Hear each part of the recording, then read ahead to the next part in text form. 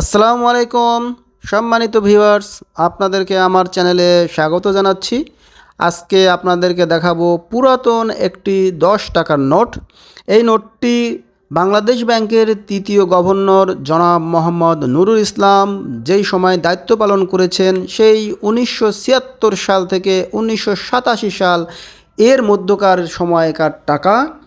এই টাকা সেই সময় অনেক সুন্দর এবং খুবই চমৎকার একটি টাকা। আপনারা দেখেন, এই টাকার মাঝখানে রয়েছে ধানের শীষের প্রতীক এবং তার পাশে রয়েছে রাজশাহী বাঘা মসজিদ, এবং এই টাকার পেছন সাইডে রয়েছে কৃষকদের ধান কাটার দৃশ্য। একটি কথা আপনাদের জানিয়ে রাখি, সেই সময়ের প্রেক্ষাপটে বাংলাদেশের কোনো টাকায় কিন্তু কোনো মানুষের ছবি ব্যবহার করা হতো না।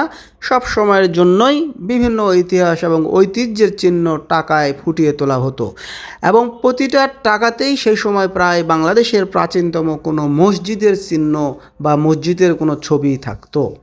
সেই সময় এই টাকা অনেক মূল্যবান। 10 টাকা দিয়ে 1 কেজি ইলিশ পাওয়া যেত, 5 টাকা কেজি সেই সময় ছিল সরিষার তেল। আর এই টাকায় সেই সময় 2 টাকা দিয়ে পাওয়া যেত 1 হালি ডিম।